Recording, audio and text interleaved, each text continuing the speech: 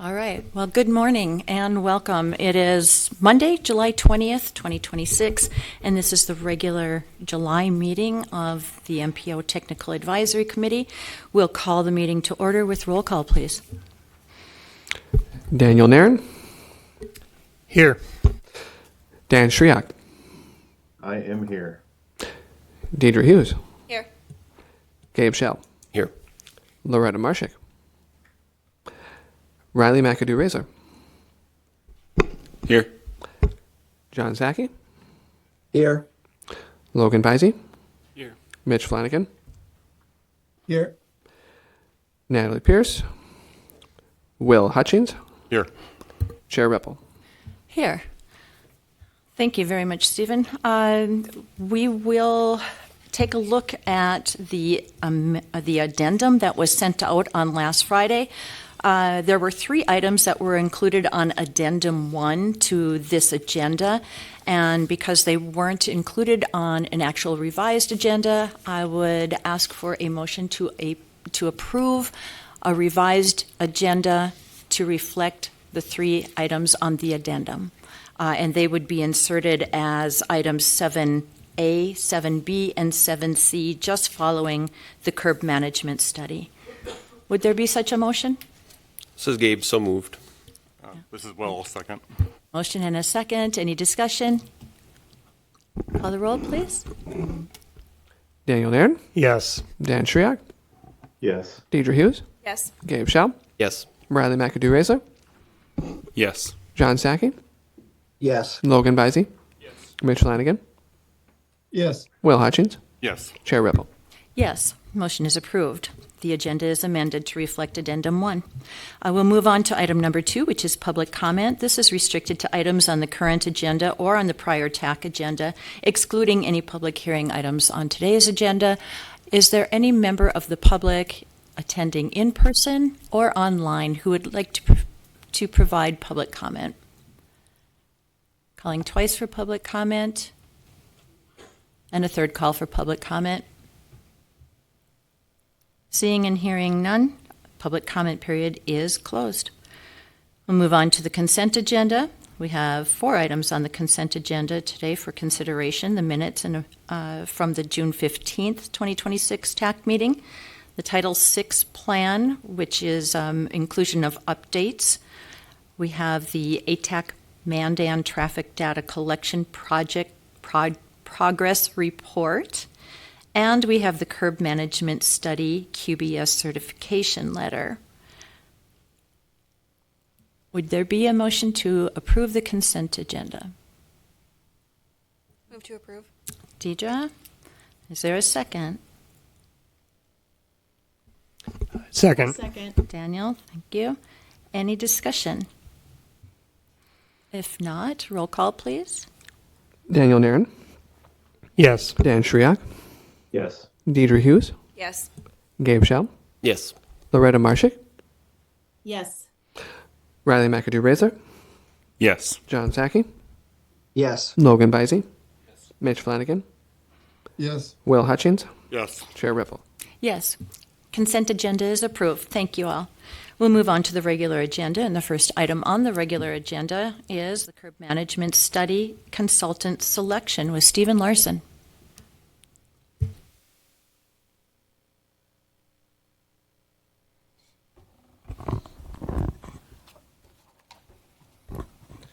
Thank you very much, Chair. Everyone can hear me okay?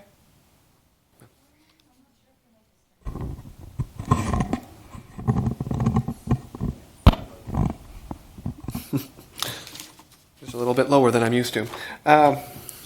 So this today the MPO we received 3 proposals for the Bismarck Curb Management Study before the July 12th deadline. The proposing consultants were KLJ, SRF, and Walker Consulting. So the MPO held interviews of these proposing consultants on July 6th. The selection committee consisted of representatives from Bismarck Planning, Bismarck Engineering, Bismarck Police, and the Bismarck Downtowners. After an interesting and very competitive proposal and interview process, the selection committee has recommended Walker Consultants as the preferred firm to perform this study.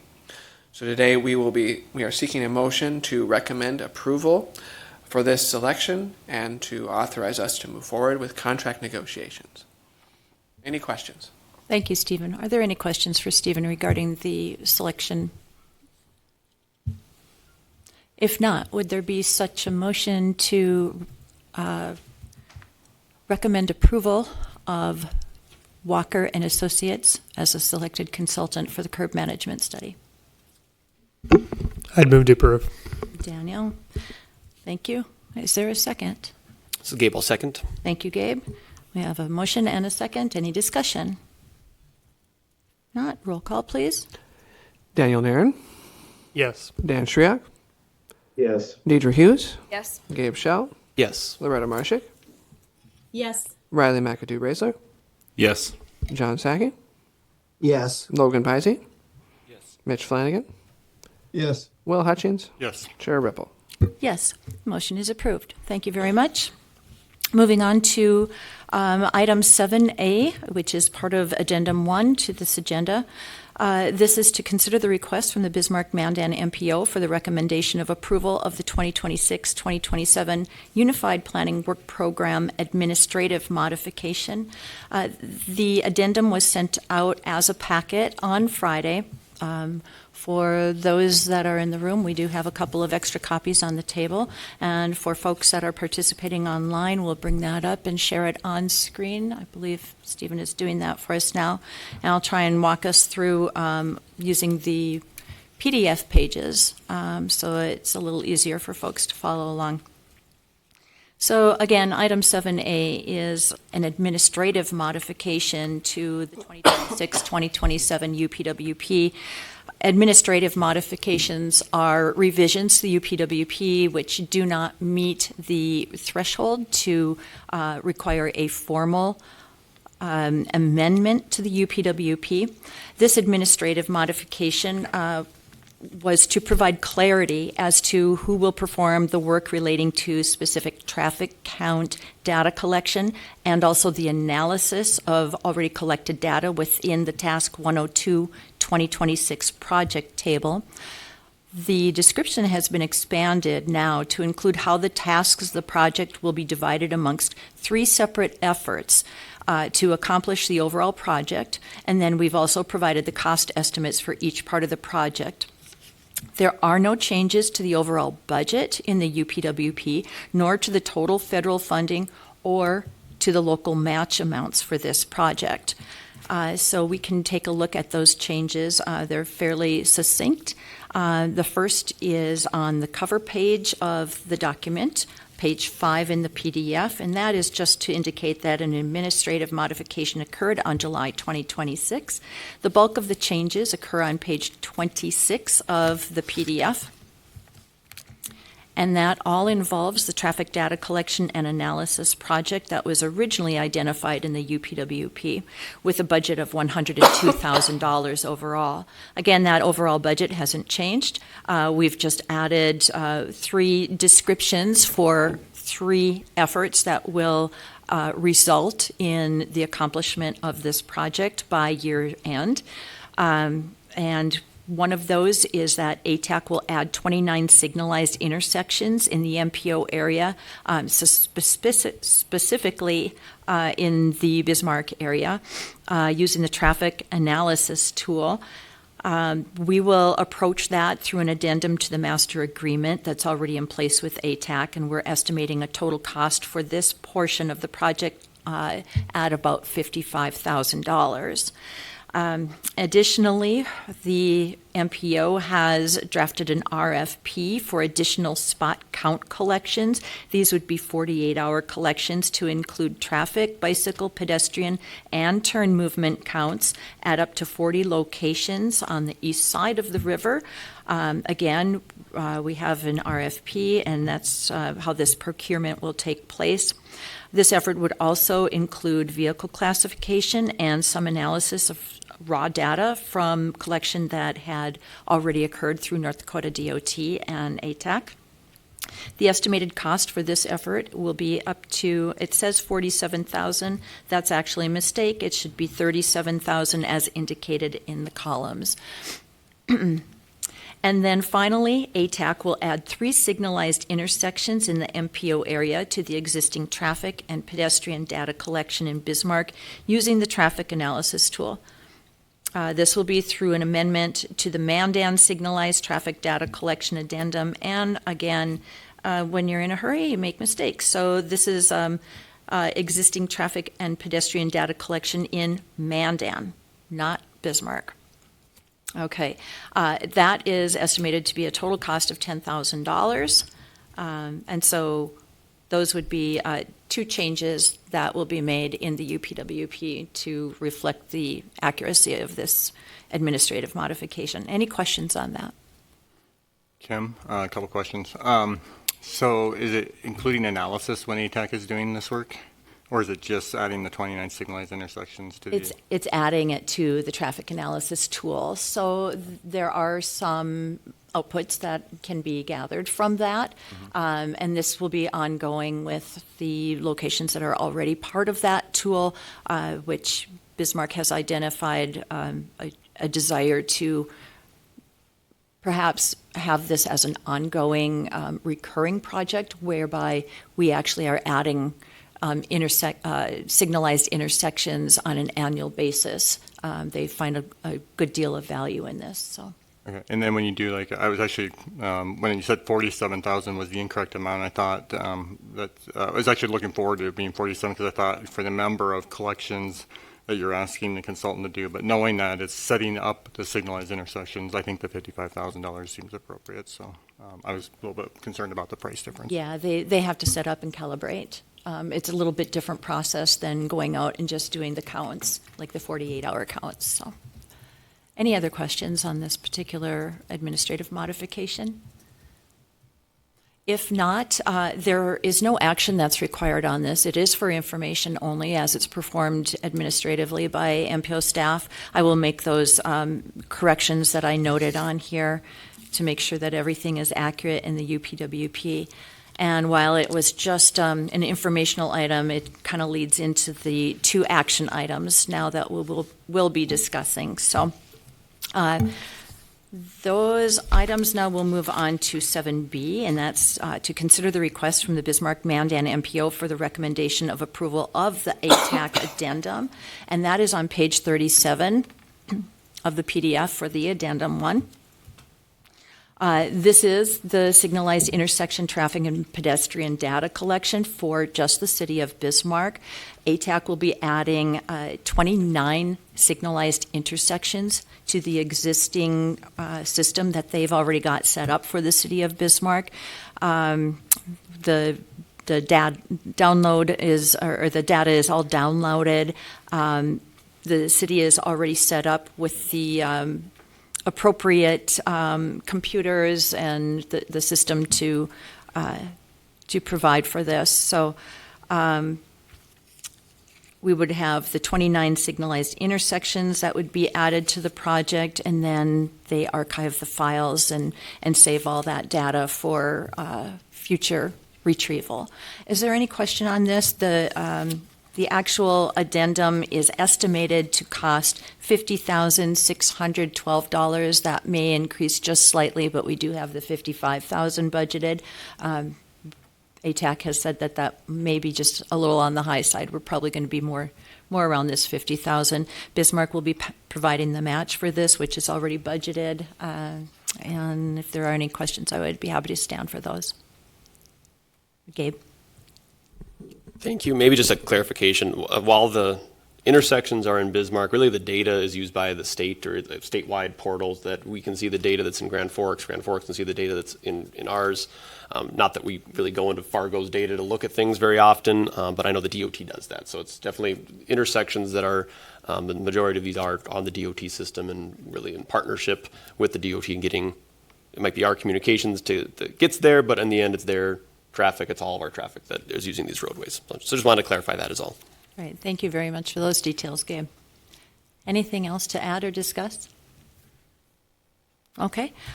Staff would be looking for a motion to recommend approval of the ATAC addendum for the addition of the 29 signalized intersections to the traffic data analysis tool. This is Gabe, so moved. Thank you, Gabe. We have a motion. Is there a second? This is Loretta. I'd second that. Thanks, Loretta. Any discussion at all? If not, we'll call roll. Daniel Nairn, Yes. Dan Shriak, Yes. Deidre Hughes, Yes. Gabe Shell, Yes. Loretta Marshy, Yes. Riley McAdoo-Razor, Yes. John Sackey, Yes. Logan Bisey, Mitch Flanagan, Yes. Will Hutchins, Yes. Chair Ripple. Yes, thank you. Motion is approved. We'll move on to item 7C. This is the third item on Addendum 1, to consider the request from the Bismarck-Mandan MPO for the recommendation of approval of the traffic data collection and analysis RFP.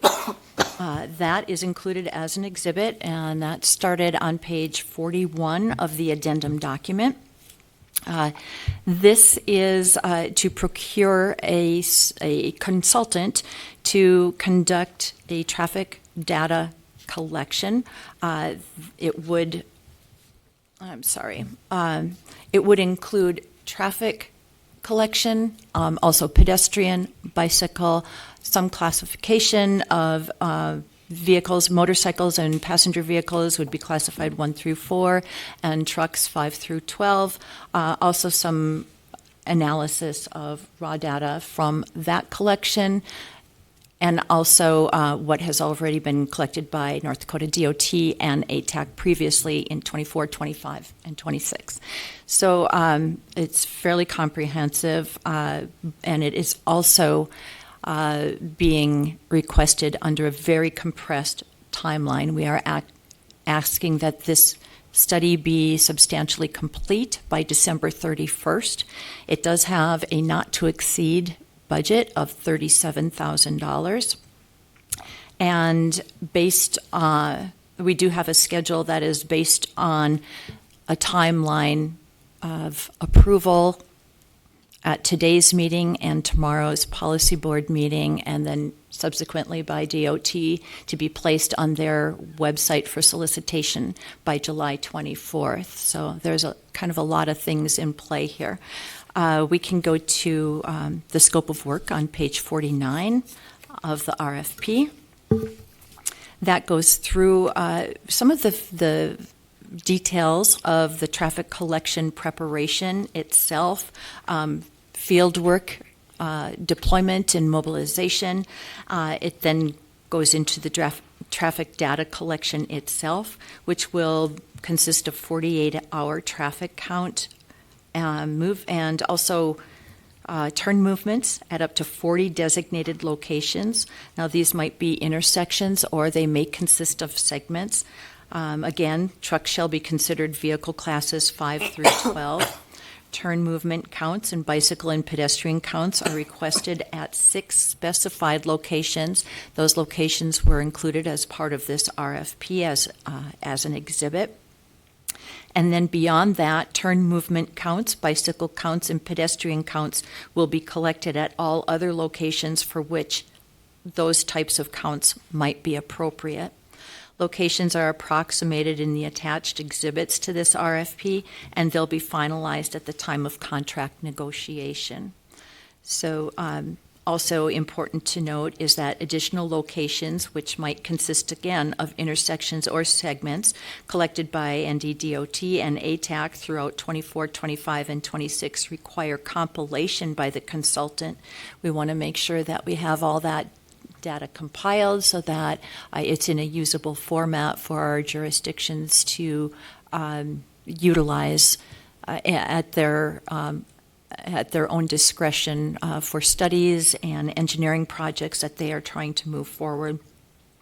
ATAC has covered turning movement counts at 28 intersections in the city of Bismarck, and we're asking that all locations be compiled by the consultant along with the new counts into a single file.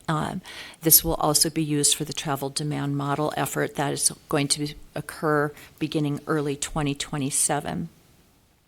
The RFP does go into equipment. We're asking for the consultant to determine the appropriate type of equipment to use, but we envision myovision type cameras when appropriate. And we are asking that traffic counters be deployed beginning as early as approximately September 29th or October 1st. And of course, again, there are a lot of moving parts to this, so that target date may shift a little bit. But we would like this count to end prior to October 31st, 2026. We know that as we start approaching that November timeframe, we may end up with weather considerations that could be very impactful to this collection effort. Also, traffic counts are designated to be collected on Tuesday, Wednesday, and or Thursday, but they will not be conducted on any public holiday or when schools are not in session. We want to make sure that we're capturing those accurate and traditional types of counts. Part 10 does indicate the review and completion process, which goes into the deliverables for the project, and those deliverables are also outlined on the timeline a little bit in the schedule. So going to that schedule on page 51, we're looking for, if approvals are recommended today and provided tomorrow by Policy Board and subsequently confirmed by North Dakota DOT, we are looking at an RFP submittal deadline of August 14th. Again, this is a very tight timeline, a lot of compression taking place with notification of interviews right after that on August 17th. We are asking firms to be ready for interviews between August 31st and September 3rd prior to the Labor Day holiday. Notification of ranking would then happen immediately after the Labor Day holiday, and we would be looking for consultant approvals at our September 15 and 16 September 15 meetings here. The negotiation of work and fees, scope of work could occur as early as September 16th and hopefully conclude within about a week's time. And with QBS processes involved there, we would hope to have a notice to proceed to the consultant by September 29th. Again, the deliverables are outlined in the rest of the time schedule, which is left pretty much up to the consultant to determine. Some of the work may be occurring simultaneously within the months of October, November, and December, but we are looking for final data delivery in December of 26, with the project to be substantially complete by December 31st of 2026. Are there any questions or comments on the RFP? Kim, this is Will. NDDOT provided some comments on your draft RFP, so we'd hope for those to be incorporated to the extent necessary as part of this recommendation. And then have you talked to any firms from September 29 to a collection in October? It's a pretty short turnaround time frame. It is. Yeah. Do you know if that's something that firms, at least locally, are capable of handling? One firm was contacted. Yes. In regards to the comments provided by North Dakota DOT, understanding that any approvals recommended by the TAC and voted on by the Policy Board would be conditional on North Dakota DOT's comments being included in this RFP, and no substantial changes from those. Okay, thank you. Any other questions at all? If not, staff would be requesting the recommendation of a conditional approval. That approval would be contingent on no substantial changes resulting from North Dakota DOT comments. Yeah, and although the comments we provided, there are some housekeeping more than they are major concerns. Okay. And what are the wishes of the board? This is Gabe. So move as presented. Thank you, Gabe. I have a motion. Is there a second? I'll second. Thank you, Riley. We have a second. Any discussion? None. Roll call, please. Daniel Nairn, Yes. Dan Shriak, Deidre Hughes, Yes. Gabe Shell, Yes. Loretta Marshik, Yes. Riley McAdoo-Razor, Yes. John Sackey, Yes. Logan Vicey, Mitch Flanagan, Yes. Will Hutchins, Yes. Chair Ripple. Yes, thank you. The motion is approved. And with that, we will move on to item number 8 on the agenda. It is the 2026 Fringe Area Roads Master Plan update with Joel Mann. Good morning, committee. Thank you, Chair Ripple. I'm going to share my screen here with a brief update because we are in the middle of reviewing draft documents with the steering committee of the project, and we'll be sharing more information over the next couple of months. But we're looking at bringing this to both the TAC and the policy board later this year. And with that in mind, the next couple of months won't really have deep updates. We have a public comment period. When that closes, we'll be able to share reflections and what we've learned from that. But next month is probably a fairly light update as well. So I'll go through this presentation quickly because it reflects a few questions that we put for you in the agenda packet item. But just as a quick reminder, we've given the steering committee a bit more time with reviewing draft materials, and we'll be convening with them probably the first of next month, first working day of the month. And then we are proposing to begin a public review period just after that. That would go for 30 days. We need a little bit of time after discussing with the steering committee to make sure that we have a draft that's, everyone sees as public ready, something that we could put out for that review period. And then we'll be revising that once that review period closes and starting to take a final version of this to elected officials, the member jurisdictions, legislative bodies, beginning in October, with an eye on bringing this back to the TAC and Policy Board for adoption during the October meeting cycle. So with that in mind, I'll jump ahead to the questions that we put out in the review packet. And keep in mind, these are kind of open-ended. It would be good to get direction from the committee as well as our steering committee, and we'll present this to the policy board tomorrow. But these are general direction kinds of things. Some of the big changes that we're putting forth in this draft of the plan compared to the last iteration of it, and just doing a temperature check to make sure that these are the direction that you see appropriate to move in. So one of these items that we pointed out is the way that the road network in the Fringe Area Plan map is classified. In the previous version of the plan, we had this kind of square mile grid of arterials, mostly following section lines from the land survey, and you had an arterial every mile, and then you filled in with a collector generally on the half mile. As that network evolved, you dealt with constraints, you realigned things, you amended the plan to follow subdivision applications that you had negotiated with developers. But generally, it followed that kind of spacing. But that leaves you with an arterial every mile, and the implications of that for right-of-way and for what developers are providing, we thought were worth pointing out, and maybe revisiting with the way that growth patterns have differed in more recent years from what they had historically been as both cities, both Bismarck and Mandan, grew outward. So there's this is something that we've shared in a draft version of our materials that the steering committee is reviewing now, but it just takes a look at a couple of square mile sections. These are both north of Bismarck, but you see similar kinds of things, throughout the region. And the way development that was closer to the historic core of Bismarck used to happen, we don't have dates on when all this was built, but we're guessing this is, 1970s through end of the 20th century.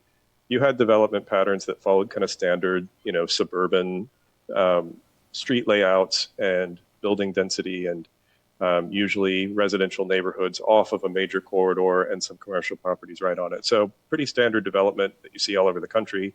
But if you think about what that level of density means in terms of transportation implications, this is really simple math. This is using basic trip generation, numbers, and not doing a detailed analysis, but it's to compare order of magnitude.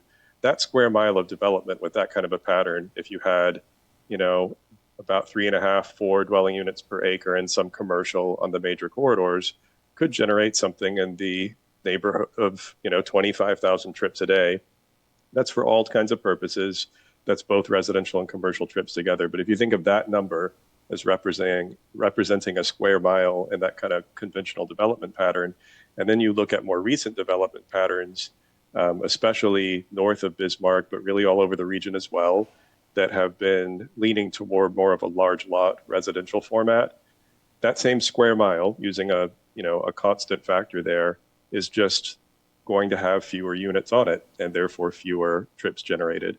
So again, this isn't supposed to be a detailed analysis. We worked with ATAC through this process to use the regional model to evaluate things like this. But just using these two as kind of an example, what that suggests is if you have, about 1/10 or something on that order of magnitude, 1/8 of the traffic being generated by newer development patterns compared to what used to happen, it calls into question whether or not you would build out an arterial network and need to expand it and need a lot of that right of way. So the big question here is, with this this is from the MPO's model, 2050 forecasts, and the higher density areas that get up to about 8 or 10 dwelling units per acre, or what you see in the darker colors here, where everything else outside of the kind of historic ETA of both the cities is a much lower density, 1 unit per acre or less. Would you need to build out, a full network of arterials the same way to meet that kind of growth, or could we dial those back? So we've proposed for right now that you could designate more of these new connections as what we're calling candidate collectors. The implication for that is that you're asking developers for less right of way. You wouldn't have the ability to expand that, to much larger roads, to multi-lane kind of thoroughfare designs within that same right of way, but you may not need to. So it's a big question. It's something that we would like feedback on to consider. And it's really not because we want to, set this plan that's tied completely to a forecast. It's more giving the flexibility for development review to understand that you may not need to ask for this from developers every time in every case. So that's something that we wanted to put out in front of the committee. Another comment item that we wanted to share is the what we've been calling the Major Regional Corridors Network, which has been evolving throughout our discussions. And we've given some kind of background on how this is tied to the growth forecast, how this is tied to major projects in the region, and preserving these corridors and giving a level of MPO review if something is going to be developed on them that could sort of impair that regional function or preclude some opportunities. The big question we have is whether or not we need a network that thinks of every one of those connections and treats it that way. So, we've identified not only connections that were part of the historic North-South Beltway concept and that would be tied into a northern bridge over the Missouri River, but we've also tied in some connections like the Heart River crossing south of Mandan, some other key connections that help to complete the network and make sure that that regional function is being preserved on some of these corridors. So that ties into the next big discussion item that we've put in front of you, which is the process with this and when the MPO gets involved. What we've been proposing with the plan is that the MPO is going to have an additional voice in development review when you're working with this Major Regional Corridors Network and setting the locations that really do need to be preserved for that regional function. Part of that is that you follow a process very similar to what you do today, which is development review happens at the local government level.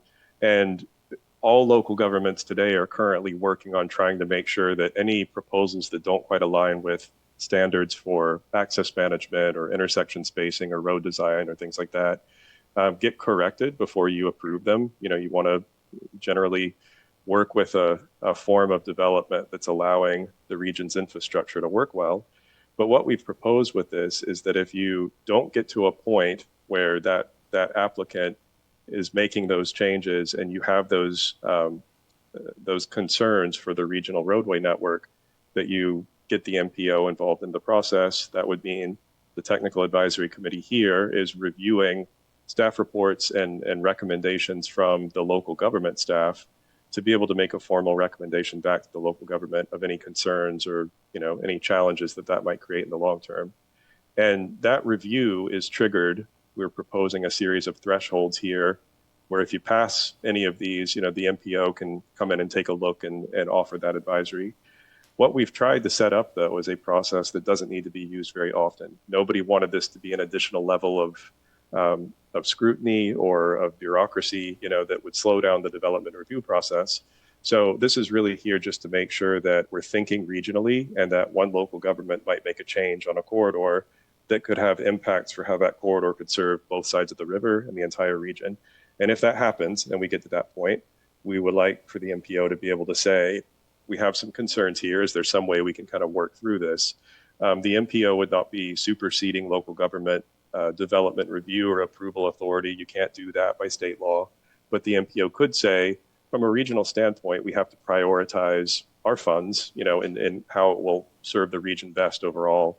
And if we're doing things that change our abilities to make some of these connections that serve the region, we've got concerns that these would continue to be significant corridors for us in the long term. So it's really just an advisory role that we're providing, but we would like feedback from this committee as the review continues over the next couple of months on just how this process works. How formal do we need to be about it? Does this need to be documented in a series of forms or formal steps? Or is this something that can just kind of be an evolution of the custom and how the member jurisdictions work with the MPO? So, some examples of what that could be that would be very easy to provide as part of this plan update would be a template for staff reports, just to make sure consistent information and parameters are being provided. Template for the MPO to keep record of some of these advisory comments and changes, or some way of tying this back to other MPO core products like the MTP and the TIP, to make sure that if any events or things are happening with development review that change these, that we're noting this is something that was considered in an MTP that we're looking at for the future, so there can be a clear relationship. So with that in mind, quick update, I'm happy to take any questions from you. And like I said, the next update in August and probably in September will be brief like this, just to keep you posted on status of the review periods and how any changes are happening to products that would come forward later in the year. Thank you for the update, Joel. So there were a few things that you covered and maybe are looking for a little bit more feedback on, and I'm just wondering if there's any discussion or question regarding the candidate collectors or maybe the regional corridors network, perhaps the advisory role of the MPO as it was outlined.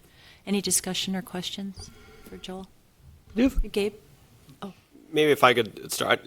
Before we get to that, Joel, some of your early slides talked about development patterns over the course of time and used two examples in Bismarck, but you said you didn't know when either of those happened in terms of the dates of the subdivision, but then made a statement saying newer development styles are larger lots. And maybe I guess, vehemently disagree with that statement. The two that you had up there, the one that was dense was close to Bismarck and was actually newer than the one that was less dense, rural subdivision zoning that was 4 or 5 miles away from Bismarck. So I don't disagree with where the plan is at right now, but I think some of the supporting statements that you've used to get to that point, I think are just incorrect, and I would want to make sure that we don't, that we correct them as this process continues. But I would urge extreme caution on some of those statements as you talk to policy board, as you talk to the public, if they are factually inaccurate, which I believe they are.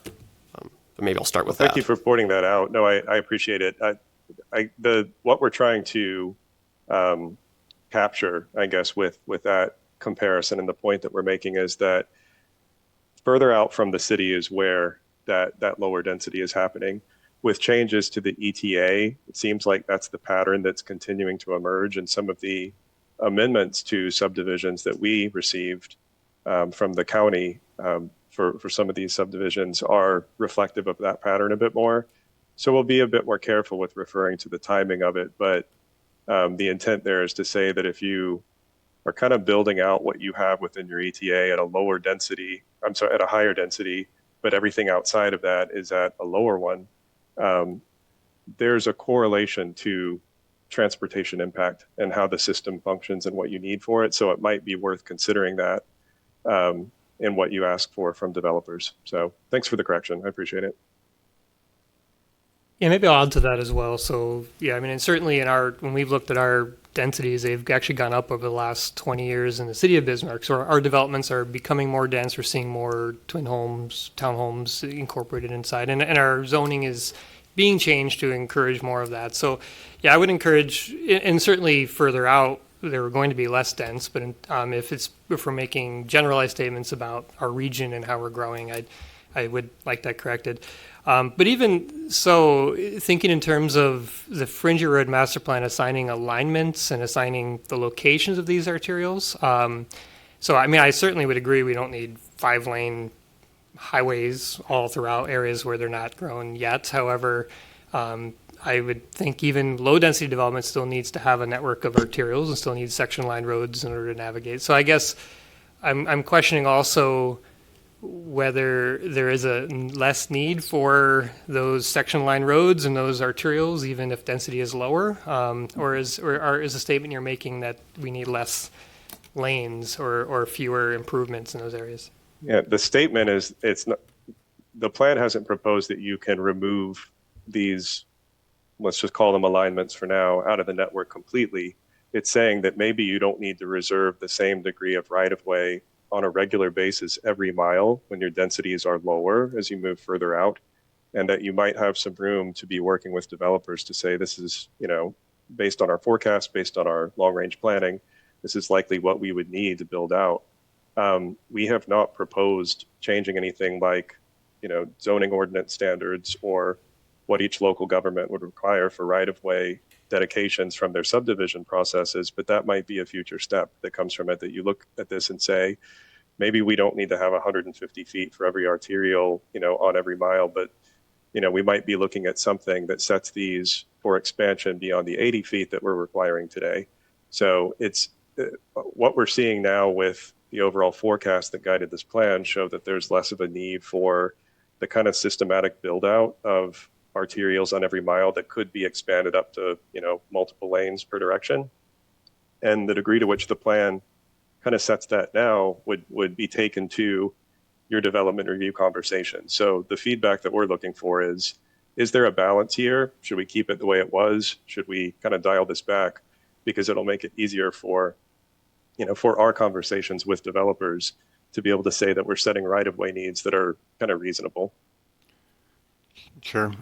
Joel, I had a follow-up on this one too, and I have some other comments as well. But on this one, I think my overall concern is not getting enough right-of-way on the front end, and the potential impact to the overall limitation on being able to upgrade those roads if they're ever so warranted. Like they're built as a collector today, but then through redevelopment or infill or whatever reasons, those ETA areas that are identified as rural residential may actually potentially at some point warrant a more substantial road, or even if we're just trying to make a connection between a more dense section and then goes rural and then it becomes dense again, we might need to upgrade that in the future, even though it might have been developed at a collector level. Making it into arterial is going to be more difficult because of space constraints, but also probably more expensive, because then you're starting to talk with developers or adjacent landowners to potentially purchase additional right of way, which can add a considerable amount of money to the overall project cost. So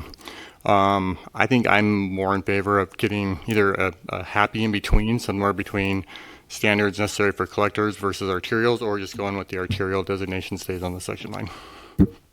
Thanks, Will. Any other comments? Gabe? Maybe just to kind of add to that, the challenge with this study is that it's not a time-bound study. We have a lot of other studies that say, here's what we want to do in 5 years, or here's what we want to do in the next year, here's what we want to do in the next 20 years. But this is really a study or a plan that establishes if at some point in time we need to build a road through this section of land that's either a half a mile from Mandan or 2 miles from Bismarck, a quarter mile from Lincoln, wherever it happens to be, or 5 miles away, that we have a sketch work of a line work of where we think we need this connectivity to be, whether it's a collector or an arterial. It doesn't really matter what we call it in some cases. We just want to make sure the expectation's known that if you plat this property, we want to go through this property to get to the next property, to provide connectivity to all the other users that would benefit from that transportation system. So I'm cautious to say, because our Arrive 2050 projections say this is where development will be at XYZ year, when we update that plan and then update the plan 5 years from then, we're going to keep moving this. I mean, in terms of where that ETA boundary could be, is a negotiated spot between Bismarck and Mandan and Lincoln, for that matter, as well. And it's subject to change. I don't expect the RETA line to be the same today as it will be 30 years from now. That's just my expectation anyway. So maybe I just add that as another piece of context to view this plan is, because it's not time bound, I don't consider the fact that today's initial development looks like this. It might be 20 years later that we're going to have to come back in and remove that 2-lane roadway and put a 3-lane roadway. And gosh, I wish we had a little more right of way to do that. Now we're building retaining walls and trying to secure easements and moving sheds instead of we just had enough room to start. So I'm a little sensitive to conversations on restricted rights of ways on some of these roadways. Certainly. Good discussion. Any other points of concern or questions for Joel?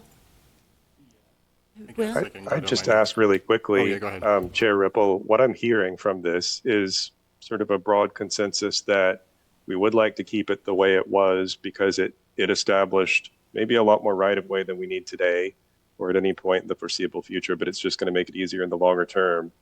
And that, kind of using that approach that was set up in the past version of the plan, we've made adjustments this time around, other factors and other things that affect the ability to make some of these connections happen. But that basic premise of keeping arterial designation and the right-of-way requirement on every mile, every section line spacing is something that we keep in this plan. It's an easy change that we can make back in terms of the draft that goes to the public. But if you don't mind helping me kind of just read the room for nodding and consensus, it sounds like that's the feedback we're hearing today. Thanks, Joel. So, I get that general direction as well, and I think that some of our jurisdictions have actually learned through past experiences that, gosh, it would have been easier to have reserved that right away in the first place and had it for us to utilize rather than try and clean things up on the back end to, the items that Will and Gabe both mentioned that increased time and project cost. So just to give Joel an idea, would there be a consensus of the TAC members at least to retain the right-of-way, direction that's provided in our current Fringe Area Road Master Plan, bring that into the plan that we're discussing today? I guess, Kim, I'm not familiar with what's in the current Fringe Area Road Master Plan for recommendations on rights of way width necessarily. I think each ordinance for each political subdivision goes through that process, and we try to make sure we have alignment with Burley and Bismarck. If we're talking about shared roadways or shared domain, I expect Mandan and Morton would be looking at similar type processes. I don't expect the Farm P update to provide recommendations of what they think rights of way widths should be, and if they do, it would just be a recommendation. So quite honestly, if the Farm P said make them all 800 feet wide corridors or make them 5 feet wide corridors, I'd say thank you for the recommendation and I'll move on. If I agree with it, we'll implement it. If it doesn't make sense at a local level, we'll just thank the Farm P for that recommendation and not integrate it. Any ideas then as far as wishes for how the consultant should address the candidate collectors for, versus designating everything on a section line to be an arterial?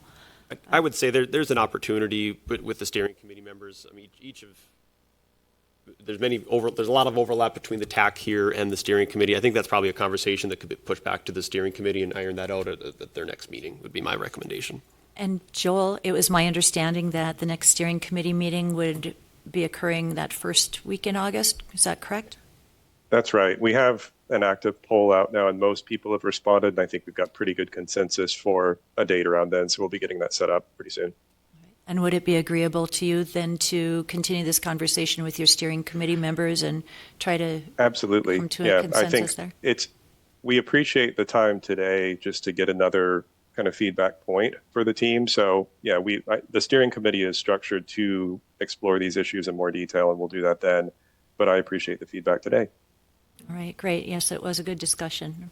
Appreciate your update, and thank you all for engaging in that discussion. If I can, I'll take Yes, the Will. chance then, since he's using this as an opportunity to get any more feedback. I just had one more, Joel, on the significant changes to merit the MPO's review. On the second one, down under roadway operations, it lists traffic control. And my question there is just what are you considering a traffic control? I mean, there's a stop sign, a traffic light, a roundabout, you know. So one thing that might be needed to be cleared up so that it's, there's no ambiguity in when or when not the MPO would be involved.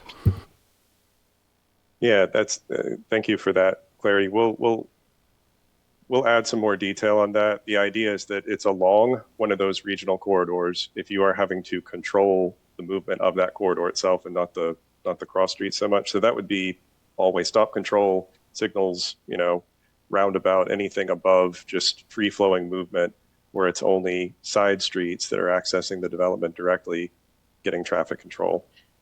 And as it's been pointed out, I think in our last steering committee discussion, that's unlikely. That just doesn't happen very often at the development review stage that, you know, you're going to have that level of impact to warrant signals or, you know, multiple traffic control locations in a mile. So it's an unlikely event. It's when, you know, you get a big enough development that might happen, but we can clarify what that means. Thanks, Jill. Any other questions or comments before we wrap up on the Fringeri Road Master Plan discussion? I am seeing none. Thank you very much, Joel, for the update, and we'll look forward to the results of the steering committee meeting in August.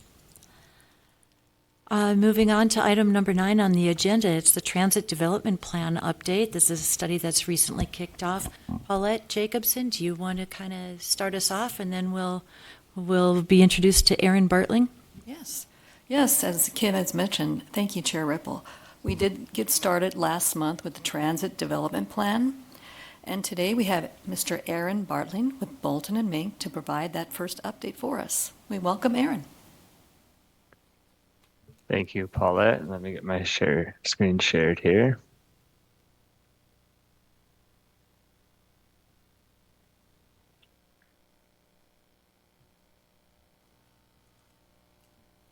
All right, good morning. So as Paulette mentioned, my name is Aaron Bartling. I am the project manager for the 2026 Transit Development Plan.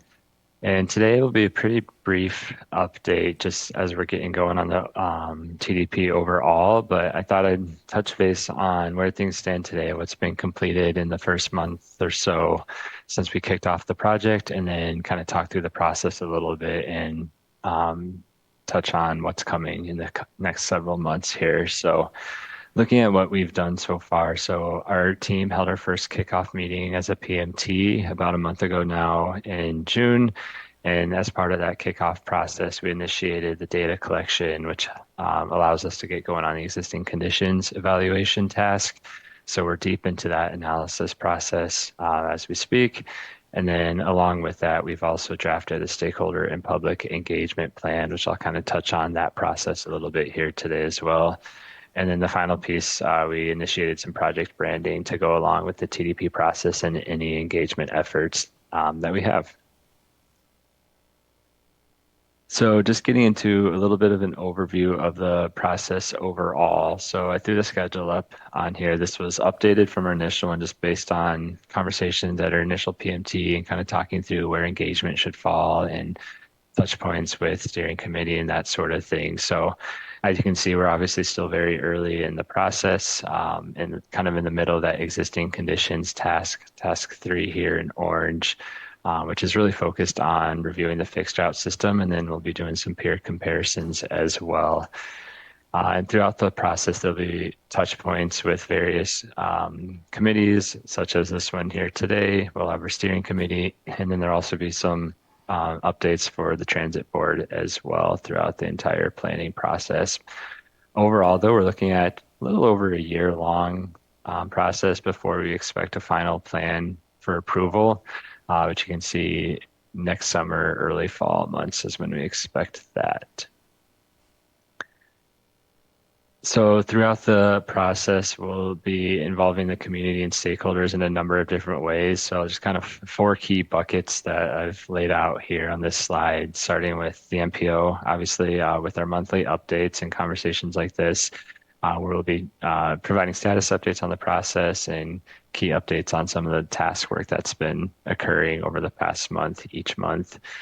In addition to that, though, we'll also have a steering committee, which is planned to meet 4 times throughout the planning process. We're in the process of getting that first meeting scheduled now for sometime in August. And that one will really be focused on the existing conditions evaluation, but also starting to discuss what are some of the issues and opportunities that steering committee members are seeing from a transit perspective throughout the region.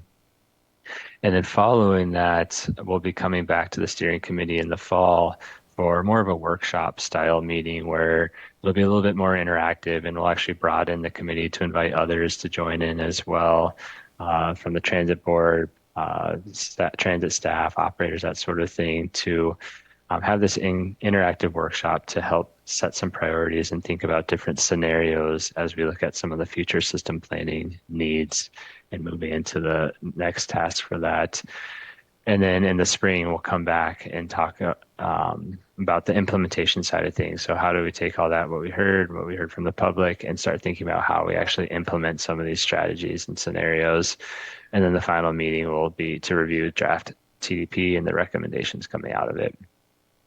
In addition to that, similar to the MPO updates, we'll also be touching base with the transit board throughout the process. We have 5 updates planned for that. And then public involvement is obviously a big piece of this as well. So overall, we'll have 3 different phases of public involvement, following a similar timeline to the steering committee process, just with one less touch point. So that first one will be this fall, where again, it'll be focused on existing conditions. What do we see? What's working well? What's not working well on the system today? And just getting some of that initial feedback to help us start thinking about how we can address those challenges that are being faced by the public today, but also continue doing what works well too.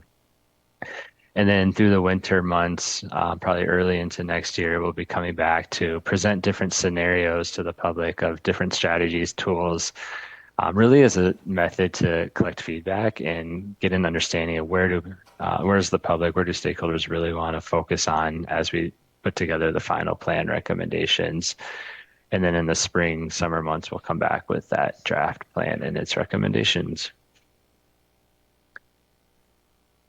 So as I mentioned, we're deep into the existing conditions evaluation task right now, which started this past month with collecting the data and just starting to get an understanding of how is the system performing today. So Deidre's been excellent at pulling together a number of reports for us so that we can start diving into the data to understand what's ridership looking like, what are some of the operational characteristics.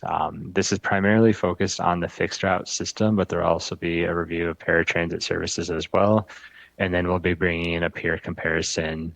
So we've identified a number of different peers, including all of the North Dakota peer agencies, but then looking kind of more broadly throughout the Midwest too for other similar systems so that we can kind of see how Bismarck Transit's measuring up against those systems as well. So we'll be diving into any and all of the data that we're able to collect, including the ridership that you see there, which we see some very positive trends over the last few years, and that's continued into 2026 as well in terms of ridership growth.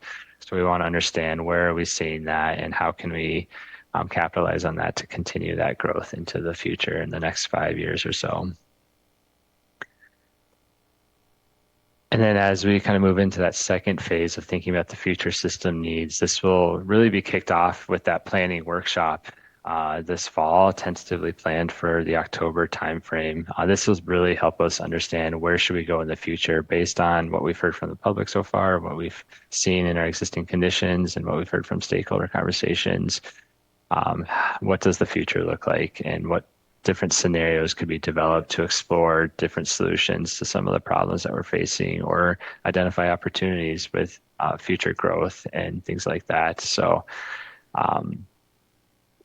there's a number of different considerations that go into that. You can see with the graphic there, a lot of it stemming from existing conditions, what are the funding levels as well, and understanding what resources we have available as we look at future service needs, and then really just diving into the routes and where there may be some alignment changes that we could look at, where there potential frequency changes that might be needed in areas, and then what's the capital impact on that as well, and what on the facility side of things, part of our effort will be looking at a transit hub and analyzing primarily in the downtown area with the Front Avenue shelter and kind of understanding how that transfer facility works and whether or not there might be a need for some capital improvements around a transit hub.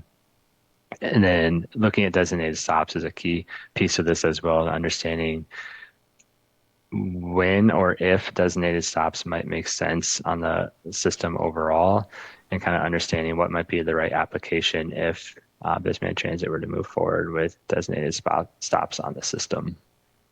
So just kind of a look ahead. Obviously, as we dive into some of these tasks, we'll have more detailed updates to share regarding each of these areas and any of the future recommendations that we're looking at, along with the scenarios we'll be bringing back and getting feedback from this group as well.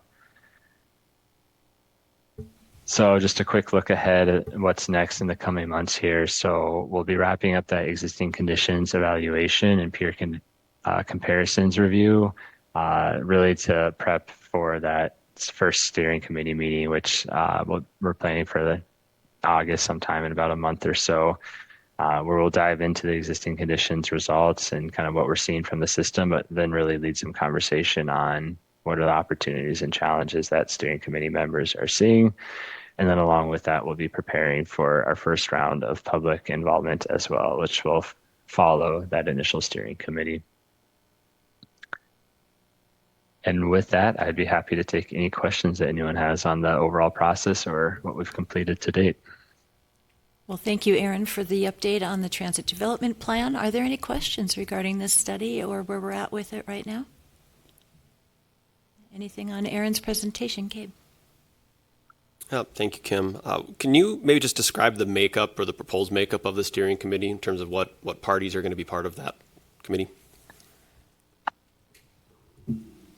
Yes, good question. So I'm trying to remember, I can pull up the list here too. There was kind of a pre-identified list as part of the RFP for at least departments or staff representation, but we're looking at all the different jurisdictions to be included in this process overall. I know we're still kind of actively assembling that group, and we'll be following up here shortly with the identified advisory or steering committee to schedule that first meeting. But our goal is to have good representation from all of the jurisdictions in the region. And we can certainly follow up with what that list is today. Thanks, Aaron. I know, just to add to that, I know that we're looking at having our transit liaison commissioners from both the City of Bismarck and the City of Mandan as participants on that steering committee, so that we have that connection to our Bismarck and Mandan commissions, certainly. But yes, we're still in the midst of compiling the composition of the steering committee. So I don't know if that was maybe part of your concern, Gabe. I know that's been voiced in the past, that we make sure that we're connecting with our commissions and keeping them apprised. So. I just the comment was made that they're organizing the first meeting. I was just curious who was going to be at that meeting, who was all part of that. Transit touches a lot of different things, and so I just was curious how this study was going to be approaching that particular issue. Deidre might be able to add some of the other organizations and agencies that we've also got included as well. Yeah, some of the organizations that I believe we're reaching out to would be like Dream Center, Ministry on the Margins, DCIL. So I'll kind of have that government access side with the city commissioner liaisons, and then also the service providers that we work with a lot. So should be a good group of people. Great. Any other questions at all? All right. If not, thanks, Aaron. We'll look forward to the next update. And we'll move on to item number 10 on the agenda. It is the passenger rail update and discussion. Just very briefly, I'll circle back to our passenger rail station siting study. Last month, this board recommended approval of, and it was voted on by policy board to approve the recommendation to select KLJ Engineering as the prime consultant to conduct our passenger rail station siting study. They have two sub-consultants named, David Evans and Associates, and also Ubel Design Group. We are in the process right now of negotiating the scope of work, the fee schedule, and the general contract outline for that particular procurement, and we do anticipate having that contract executed quite soon. Potentially the kickoff for that meeting would occur sometime early in August. And again, that is a 12-month study, so that would go through approximately August of 2027. The second item to update you on is the Big Sky Passenger Rail Authority Government Partner Program. This is a program that the MPO is a member of on behalf of all 5 of our partner jurisdictions. Everybody contributes to that annual membership subscription, and as part of that, every 2 months, there is a Big Sky Passenger Rail Authority board meeting, which is open to all government partner program members. So we do encourage our jurisdictional representatives and elected officials from the jurisdictions to attend those board meetings as able. We get a lot of good information from those. The last meeting for the BSPRA was held on July 8th, and they provided an update on the Big Sky North Coast Corridor project. They did note that the Federal Railroad Administration requirements for Phase 1 of the Corridor ID project have changed several times. This has resulted in somewhat of an overall delay moving from Phase 1 into Phase 2. The SPRA and their consultant on board had already anticipated having that completed, but they find themselves working on yet another revision to that Phase 1 submittal, and so it looks at they anticipate approval of that sometime here in July, and then that would allow them to move into Phase 2, which includes identifying the full service development plan, including station stops and dwell times. The past meeting minutes are available on the BSPR website, and the link was provided on the agenda memo for you.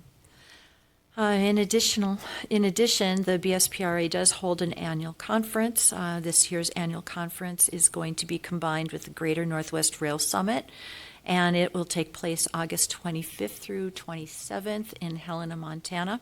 The registration costs vary from $50 for virtual attendance to $275 for the full 3-day registration, which includes the banquet on Wednesday evening.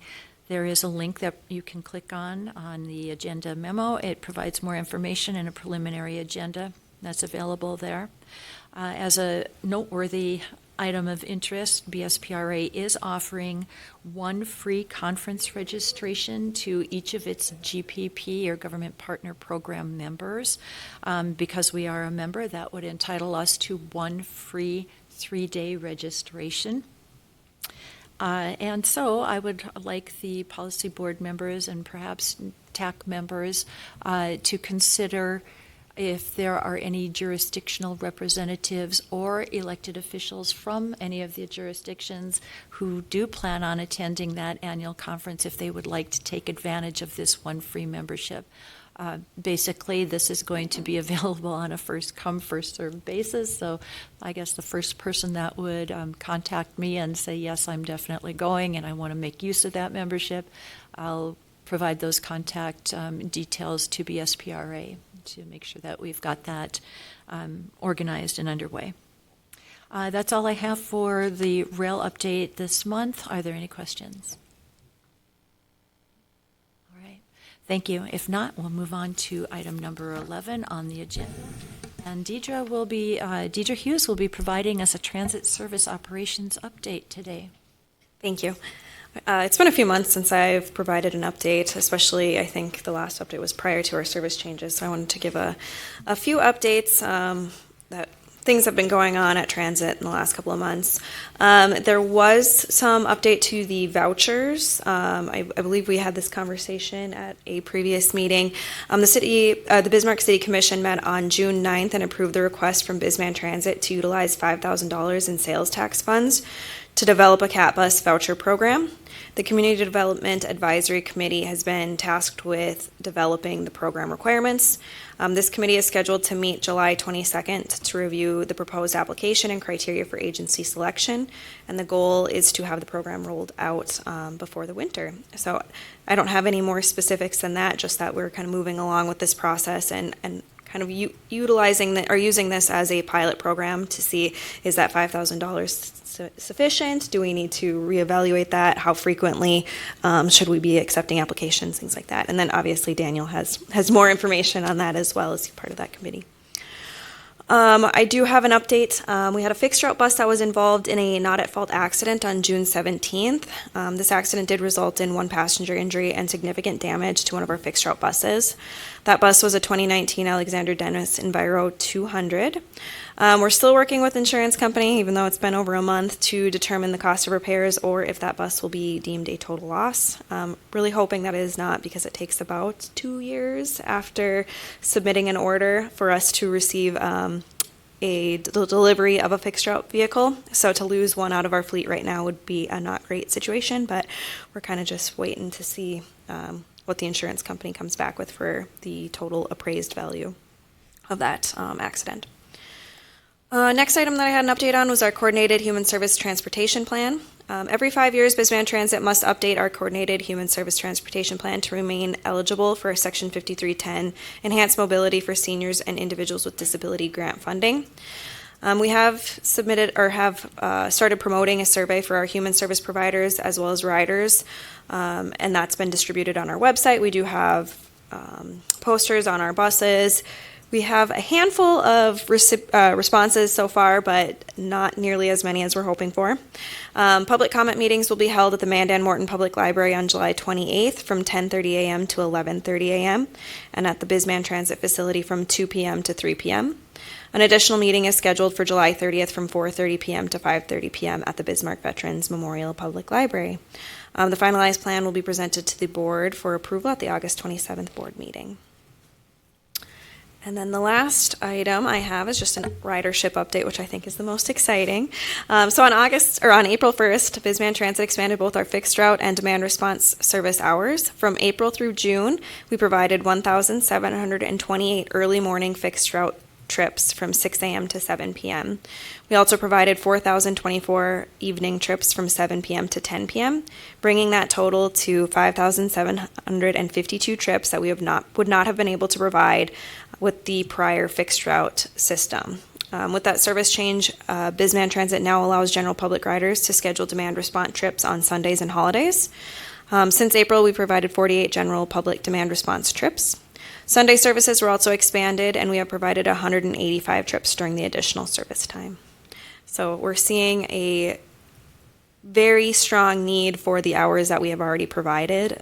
So I've kind of just been tracking it month over month, and it's been growing up every month. So we're continuing to promote that additional service, but I think just by word of mouth, people are really getting excited about it. Be happy to answer any questions. All right. Well, thank you for the update, Deidre. The ridership numbers are definitely exciting.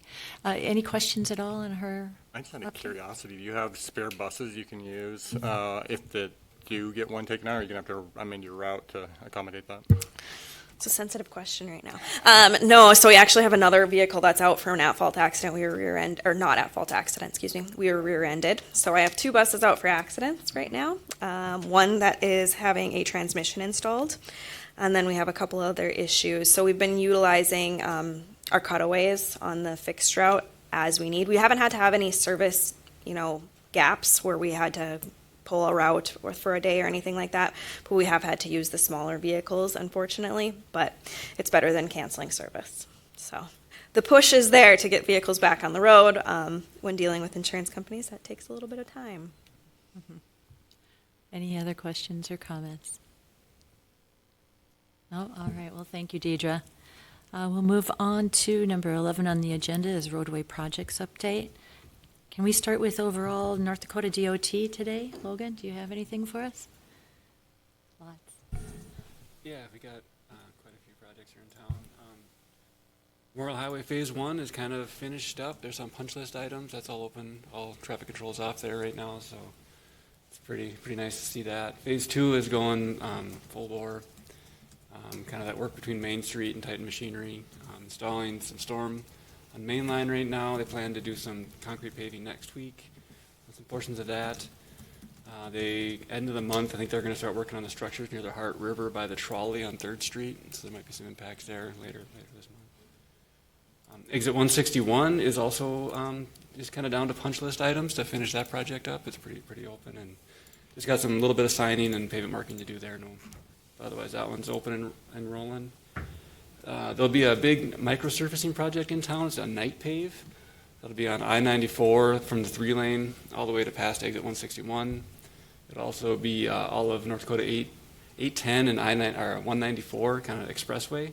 Then it goes into town on expressway from Bismarck through Bismarck up to a little bit north of Main Street. It also includes the University Drive and kind of / 1804 from 48th Avenue south up to by the airport up to expressway. But this will all be at night, so it's I don't know if it's 6:30 to 6:30, so it shouldn't be impacts to traffic during the day. The Tyler Parkway Bridge on I-94, they're getting traffic control set up there. I think they did a traffic switch last week. But that project includes approach slabs, fall repairs, some median work, and some guardrail. But that'll be kind of an impact all summer long. And then the I-94 on the east side of town, they're going a lot of work going on that. They're paving and putting in pipes, and that one's going well. So I think them are all the projects in town. That's most of the town. All right, thanks, Logan. Gabe, what's going on specifically with our Bismarck roads? Yep, so just specifically to the federal aid improvements, we have the rectangular rapid flash beacon on Centennial Road by Jericho Drive intersection. Contractor is waiting for the electrical service to be installed so they can plug it in and make it operational, but all the concrete and signage is complete at this point in time. Our other project that's federally funded is the highway safety improvement turn lane negative left turn negative offset improvements at 19th Street and Century Avenue, be north of the interstate near Pebble Creek Golf Course. That contractor's currently working on some removals and boring in new lines for the replacement traffic signal system and establishing the foundations of where the new signal foundations or the signal standards will be mounted. So that's construction ongoing and hopefully it's done soon, but that'll be still months of time at this point in time. Great, thank you. How about on the other side of the river in Mandan, Riley? Yeah, nothing too crazy going on. We talked about Memorial Highway, so I won't double up on that. Our first street improvement project's going well. They kind of started doing some paving work. They're moving on to segment 3 pretty soon here, kind of finishing up segment 2. So things are looking forward for that. Don't really have any other federal aid projects going on right now. So. All right, well, thanks. Appreciate that. Do we have John Psyche on the line? Yes, I'm here. We were supposed to start our microsurfacing on County Road 139A this week, but there's been some issues with the gradations on for the aggregate. So once we get that resolved, then we'll start that project. All right. That's about it. Everything else is out west. Out west. All right. Well, hopefully that'll get resolved quickly for you, John, and you'll be off and running. Thanks. Dan, are you still on with us as well? For Burleigh County? I am here. Okay. So Burleigh County currently has a couple of Flex Fund projects that are moving forward. Our night microsurfacing started last night along 71st Avenue and Centennial Road. They anticipate finishing up the microsurface portion of that Flex Fund project later this week. The remainder of that project, including the lighting at the curve of Centennial and 71st, will be later next month. The second Flex Fund project we have is the bridge replacement west of Lincoln on Lincoln Road. That one is still in the design phase. Apex Engineering is currently working on the design of that project for us. And then our final federal job that we have for this year is a replacement of the bridge structure on Apple Creek Road east of 80th Street, and that's not anticipated to start till September. Okay, well, thank you very much, Dan. Loretta, it sounds like Dan was kind of talking about some things out in Lincoln. Do you have anything else going on to report? Nope, I don't have anything additional. We're still working on the front end of future projects. All right, well, thank you. I guess that wraps up our road projects report, and we'll move on to other business. Is there any other business for the good of the order? I just have a very quick update, just to let you know we received the last of our awards for our last year's federal grant solicitations from DOT. We were not selected this year for any urban grants projects for FY29. We lost out to Minot, but congratulations to them for that. And we also did we got through an urban regional project and an urban roads project. Mandan for FY30. Mandan will be getting a chip seal code on 1806, and Bismarck's urban roads project that they submitted for Main Avenue, concrete pavement repair, and other work from Frame Barracks Road to Washington Street. That will be in FY30 and reflected in our new tip when we get to that point. Great. Thank you, Stephen. Any comments or questions for Stephen on those updates? Any other business? I would just add that there is an open call for session proposals for the in North Dakota Transportation Conference that will be the second week in March of 2027. So if you have any topics or presentations that you'd like to consider submitting a session for, the time is now. Great. Thank you for that, Will. Anything else? Right. Hearing and seeing nothing else, so we'll call the meeting adjourned. Thank you very much.